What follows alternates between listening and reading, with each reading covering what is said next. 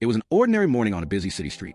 Hurried people, honking horns, the usual urban chaos. But something was completely wrong on that corner. A small, fragile puppy was crying desperately beside a woman lying on the ground. It wasn't a typical dog's bark begging for food or attention. It was different. It was a cry of despair that cut through the air like a sharp blade. And you know what's most disturbing? People would walk by, they'd glance quickly, hesitate for a second, and keep going. That puppy wasn't barking out of fear. He wasn't scared by noises or strangers. He was barking because she wouldn't wake up. That woman, lying there motionless, was all he had in the world. And he knew.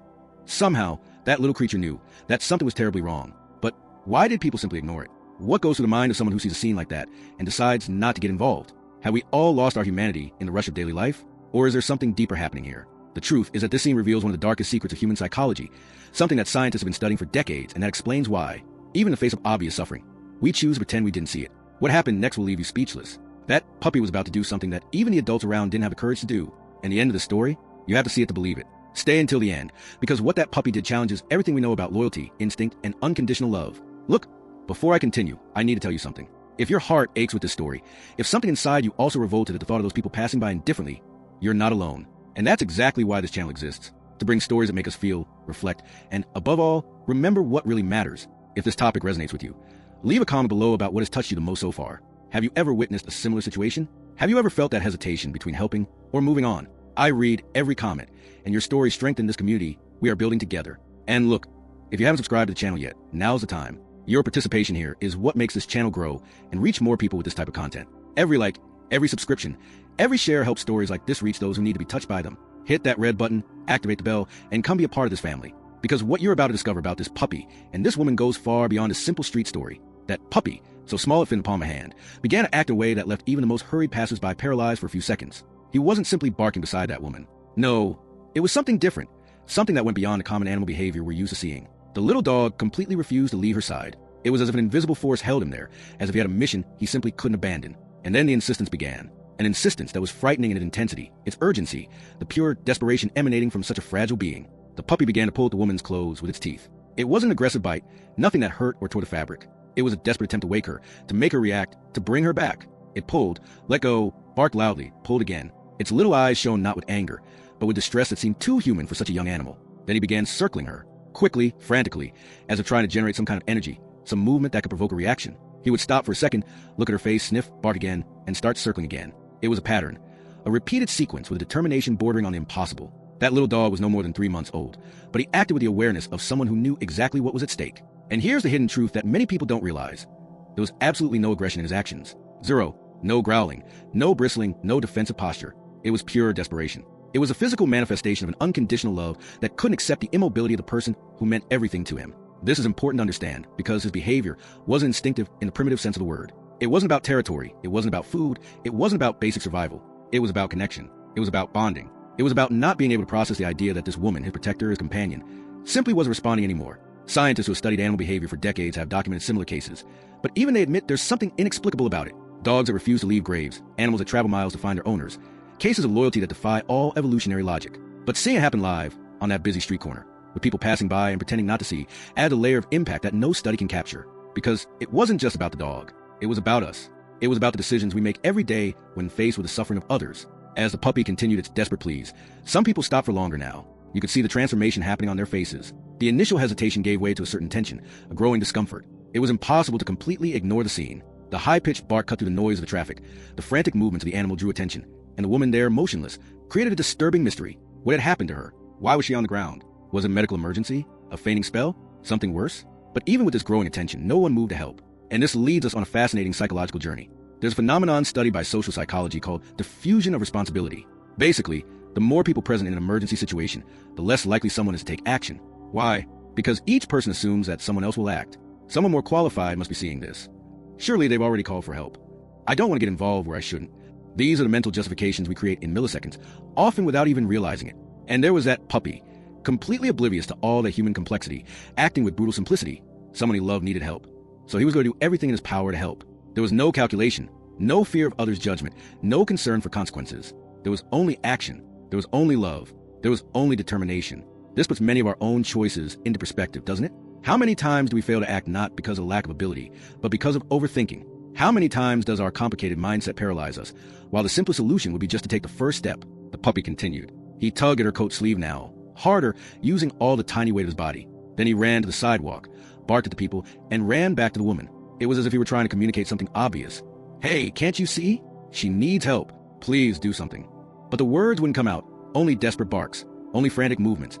Only that insistence that was beginning to create a collective unease that was difficult to ignore. And then something happened that completely changed the dynamic of the situation. Something that none of the people around expected. The puppy, after circling the woman once more, suddenly stopped. It stared intently at her face, and did something that broke the hearts of those who were watching. But I'll tell you about that in a moment, because first I need you to understand the real impact of what was about to happen. Now I want to delve even deeper into the subject, because what was happening in the minds of the people around reveals a lot about how we, as human beings, process urgent situations. While that puppy was struggling with all its might to get attention, most passersby had already created their own narratives about what they were seeing. And you know what's most disturbing? These narratives were completely wrong, but they served perfectly to justify inaction. Some glanced quickly and thought the woman was just sleeping. After all, it's not uncommon to see people resting on park benches or leaning against walls in big cities. The human mind has this impressive ability to normalize the extraordinary when it suits us. She must be tired. Maybe she drank too much. She's probably waiting for someone and dozed off. These instantaneous conclusions, formed in fractions of a second, acted as a protective shield against the discomfort of having to act. It was easy to believe the harmless version of the story, then consider that something serious could be happening right there, meters away. Other passersby looked at the puppy and simply categorized the situation as just another stray dog making noise. We live in cities where abandoned animals are a painful and common reality. So, for many, that desperate bark blended into the urban background noise, like horns, sirens, and conversations. It was just another element of the daily chaos, nothing that deserved to stop an investigation, a moment of genuine attention. This is a hidden truth about how our brain works in automatic mode. It seeks known patterns and fits everything into those molds, even when the details don't fit perfectly. Because, look, if someone actually stopped and observed the scene for more than 3 seconds, it would be obvious that it wasn't normal. A woman lying motionless, with a tiny puppy circling around her in absolute panic? That's not a common scene. But our modern, fast-paced mentality, full of commitments and worries, trains us to filter information quickly. And in the process of this filtering, we lose critical nuances. We lose the ability to truly see what's right in front of us. Sometimes, danger seems too normal to be noticed. This phrase carries immense weight when you stop to think about it. How many tragedies could be avoided if someone simply stopped for a minute and questioned their first impressions? How many lives could be saved if we fought against this impulse to quickly classify everything and move on? The impact of this shift in mindset will be gigantic, but it requires something that modern society seems to have forgotten: presence, real attention, connection with the moment. And there was that little cub, completely present, completely attentive, completely connected. He wasn't judging the situation through mental filters or past experiences. He was reacting to what he saw with a purity of purpose that we, adults full of layers of social conditioning, rarely manage to achieve. And this forces us to look inward and ask uncomfortable questions about our own daily decisions, about how many times we choose the convenience of ignorance instead of the discomfort of action. Write this down. I also need to pay more attention if this is making you reflect on your own choices. But this is where the story takes a turn that makes you realize there was much more going on than anyone imagined. Because at some point, someone with a little more compassion tried to help the puppy. A lady stopped, took a small bottle of water from her bag, and put some in her palm, extending it towards the puppy. It was a simple, almost automatic gesture, the kind we make when we see an animal on the street on a hot day. She probably thought the puppy was there because it was thirsty, hungry, or lost, looking for someone who could feed it. But the dog didn't even look at the water. He didn't sniff, didn't approach, didn't show the slightest interest. And that in itself should have sounded an alarm in the mind of anyone paying attention. Because a thirsty dog drinks water. It's a basic survival instinct, especially a puppy so young who should be constantly searching for food and hydration. But no, he simply ignored the offer completely and returned his frantic pattern of barking, tugging at the woman's clothes and circling around her. It was as if nothing else in the world existed besides that mission of waking her up. Someone tried to offer a piece of bread. They placed it on the ground, right near the puppy's snout. Again, no reaction. The dog walked over food as if it were invisible, keeping all its focus on that motionless woman. And look, anyone who lives with dogs knows that this is not normal behavior. Puppies are curious, hungry, easily distracted. But not that one. That one had a determination that went far beyond common animal instinct. There was something operating there that transcended the basic logic of survival. And then a growing suspicion began to emerge among the few who still observed the scene, because the dog wasn't running away either. Some people tried to approach the woman to check if she was all right, and the puppy didn't growl, didn't attack, didn't try to defend its territory. It simply continued barking, but not aggressively. It was different. It was a bark that asked for help, not one that pushed people away. This also broke the expected pattern. Stray animals are usually defensive, suspicious, ready to flee at the slightest sign of threat. But that puppy didn't move an inch away from that woman, and he wouldn't shut up. Minutes passed, and the barking continued with the same intensity, the same urgency, the same desperation. There was no tiredness, no giving up. It was a persistence that was starting to really bother us, creating a palpable tension in the air. Because when something doesn't fit the patterns we know, when behavior completely deviates from what is expected, our brain finally wakes up and realizes Something is very wrong here. The hidden truth was beginning to emerge. It wasn't a dog begging for food. It wasn't a lost animal seeking attention. It was a living being desperately trying to communicate an emergency it had no words to describe. And the more people observed, the more obvious it became that they had completely misjudged the situation from the very beginning. The impact of this revelation began to transform passive bystanders into concerned witnesses. And finally, someone had the mental clarity necessary to do what should have been done from the start. It was then that a young woman, who must have been in her early 20s, finally made the decision that everyone around her had been avoiding. She stopped walking, looked around as if expecting someone to do something, and when she realized that no one was going to move, she took the first step herself. She slowly, carefully, bent down and stood at the level of the fallen woman. You could see the hesitation in her movements, that fear of invading a space that wasn't hers, that insecurity of not knowing exactly what to do. But she was there, and that was already infinitely more than anyone else had done up to that moment. She lightly touched the woman's shoulder and spoke softly, in a voice that didn't want to frighten anyone, but needed to check if everything was all right. "Excuse me? Are you okay? Do you need help?" Nothing. Absolute silence. No movement, no reaction, no sign that the woman had even heard. The young woman tried again, this time a little louder, with a slightly firmer touch on the shoulder. "Hey, can you hear me? I'm gonna call for help, okay?" Again, nothing.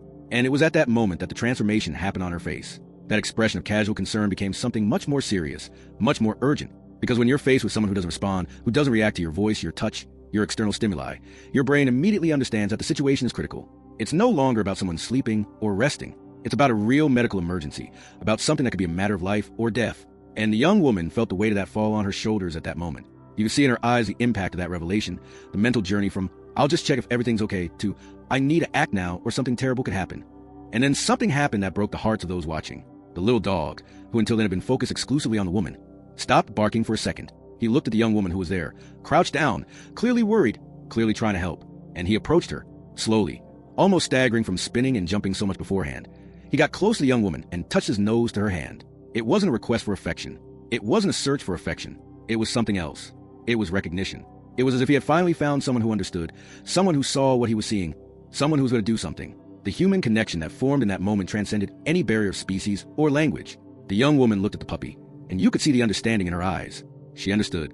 That dog wasn't making a fuss for nothing. He was fighting to save someone he loved, and had finally found an ally in that fight. She quickly stroked his head, a silent confirmation of, "I'll help, you can trust me," and immediately picked up her cell phone. Her hands trembled as she dialed, adrenaline coursing through her. But she was in action. She was doing what needed to be done.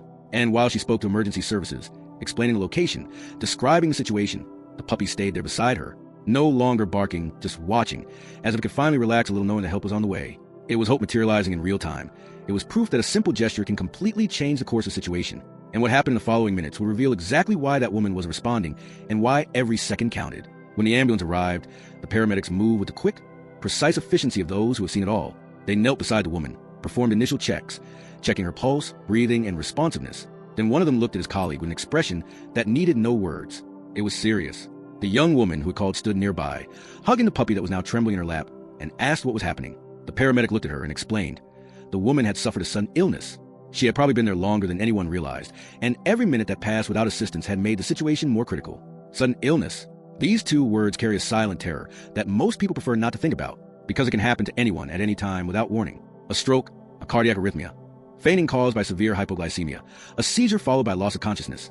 These are medical emergencies that transform a healthy person into someone who needs immediate help in a matter of seconds. And the hidden truth about these cases is that time is literally the difference between life and death, between full recovery and permanent damage. The paramedics put the oxygen mask on her and began preparing for transport. Her breathing was weak, dangerously weak. Vital signs showed that her body was fighting, trying to keep functioning, but losing that battle. If they had waited a few more minutes to find her, to begin treatment, the outcome could have been completely different. And here's the devastating impact of this revelation. If the dog had run away, no one would have stopped. Let that sink in for a second. If that tiny puppy had given up, if it had gone off looking for food or shelter like any abandoned animal would, that woman could have stayed there until it was too late. Because let's be honest about the reality of big cities. People lying on sidewalks, unfortunately, are not such an uncommon sight. And our collective mentality has taught us to quickly assume it's someone homeless, someone drunk, someone who chose to be there. It's a cruel but effective psychological defense. It protects us from the discomfort of having to act, of having to get involved. But in this specific case, that assumption almost cost a life. And the only reason it didn't was because a 3-month-old puppy refused to accept indifference as an answer. The animal's journey, from the moment it realized something was wrong until help finally arrived, was a display of loyalty that defies any logical explanation. There was no personal gain for it. No reward was guaranteed. It could have simply walked away, as anyone would have understood an animal to do. But no, it stayed. It barked until its throat hurt. It pulled, it turned, it begged. It did everything in its power, with the limited resources it had, to ensure that this woman was not forgotten, not ignored, not to become just another tragic statistic. And when the paramedics placed her on the stretcher and began to carry her toward the ambulance, the little dog started to get restless in the young woman's lap. He wanted to go with her. You could see it in his eyes. He wanted to accompany her. He wanted to make sure she was going to be okay. The mission he had undertaken didn't end just because other people were taking care of her now. And what happened next showed that this story had even deeper layers than anyone could have imagined. Leave a comment saying this dog deserves everything. If you're feeling the strength of this unconditional loyalty. The young woman still had her cell phone in her hand when the paramedics asked for more details about how long she thought the woman had been there. She couldn't answer for sure, but other passersby who had just stopped began to speak. "I passed by here about 20 minutes ago, and she was already like this," said a man in a suit. "I saw the dog barking about half an hour ago," commented another person. 20 minutes, 30 minutes, maybe more. Each piece of information was like a punch to the gut, because it represented lost time, precious minutes in which that woman's brain and body struggled without the necessary support. The paramedics worked quickly, but you could feel the urgency in their movements. It wasn't panic. It was efficiency under pressure.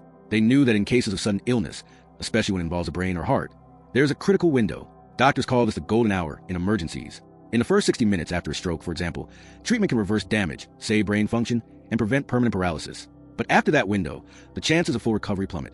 It's a literal race against the clock, where every second counts, where decisions need to be made in fractions of a minute. And throughout this frantic process of checks, stabilization, and preparation for transport, the little dog remained there. The young woman tried to hold him carefully, but he squirmed, wanted to get down, wanted to stay close to her. When she finally put him on the ground, he ran to the stretcher, stood on tiptoe, trying to see her face over the medical equipment. The paramedics, even amidst the urgency, noticed. One of them looked at the puppy and whispered to his colleague, "This dog isn't leaving here without her." There was respect in that remark, recognition that this tiny animal had done the work that dozens of adults hadn't dared to do. The ambulance sirens were already blaring, that high-pitched sound that cuts through the city noise and alerts everyone. Emergency in progress. Get out of the way. It's a sound that causes anxiety in some people, but in that specific context, it was the sound of hope. It was the audible confirmation that professional help was there, that medical protocols were being followed, that woman had a chance to fight.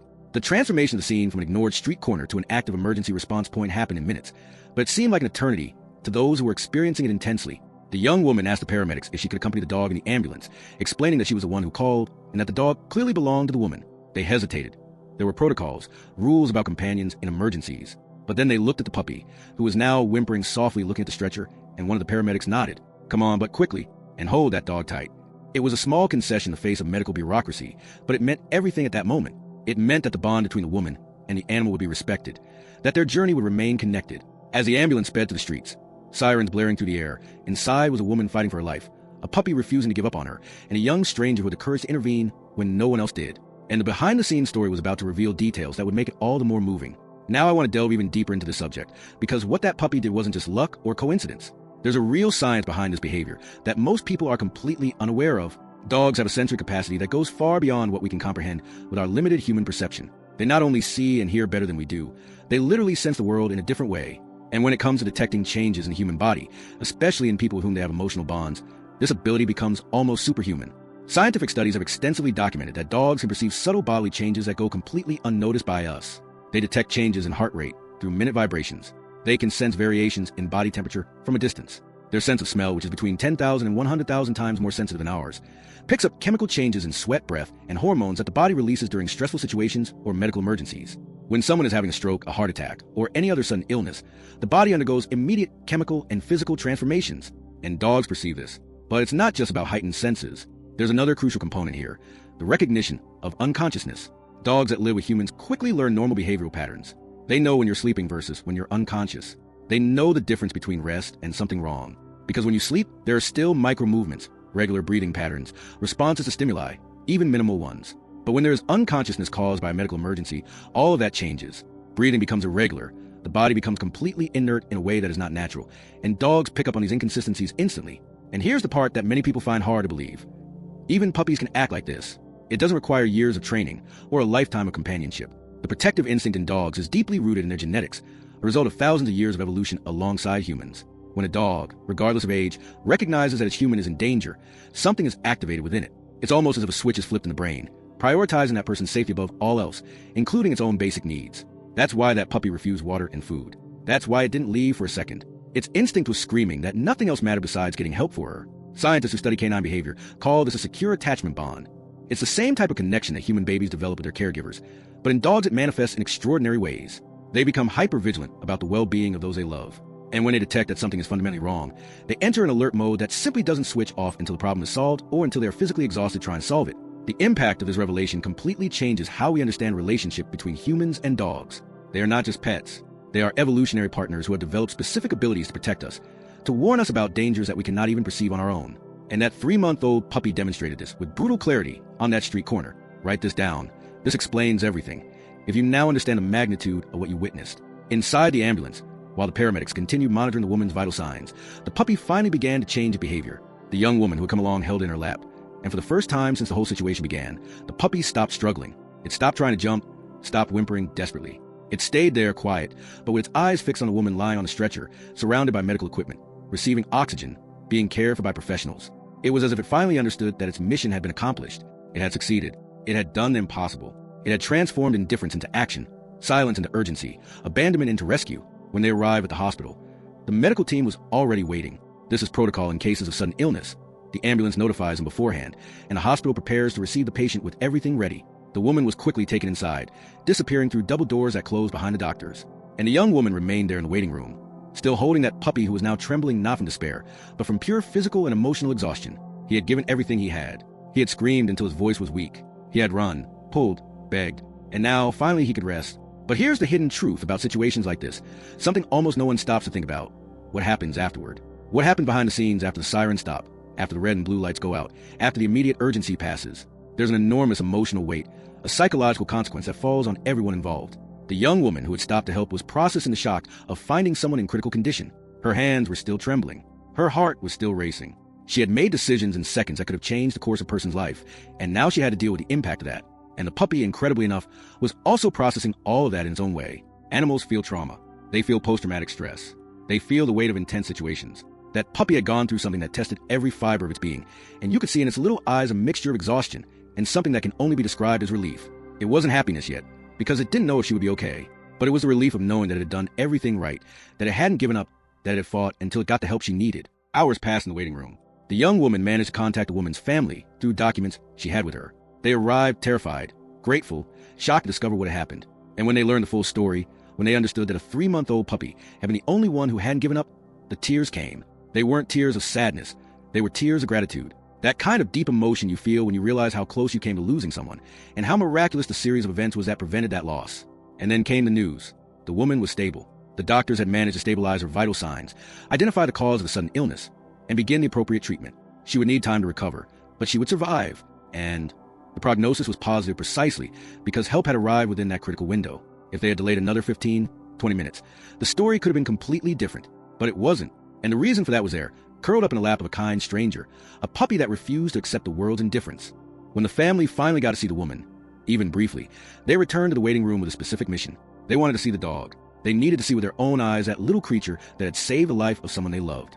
And when they approached, when they saw that tiny puppy still trembling with exhaustion, emotion overwhelmed them again. One of the family members, her son, knelt in front of the young woman and asked if he could hold the dog. She carefully handed it over. And what happened next was one of those moments that doesn't need words to convey everything. The puppy looked at the man's face, and you could see the recognition happening. It wasn't a woman, but the scent was similar. The energy was familiar. He sniffed the man's hands, then pressed his nose against his chest and finally, for the first time in hours, closed his eyes. He didn't sleep, but he relaxed, as if he had finally found a safe haven. Someone from the family, someone who understood the bond he had with that woman. And her son, holding that puppy with all the care in the world, looked at the young woman and said something that perfectly summed up that whole journey. He didn't ask for help with words, but he asked louder than any of us could.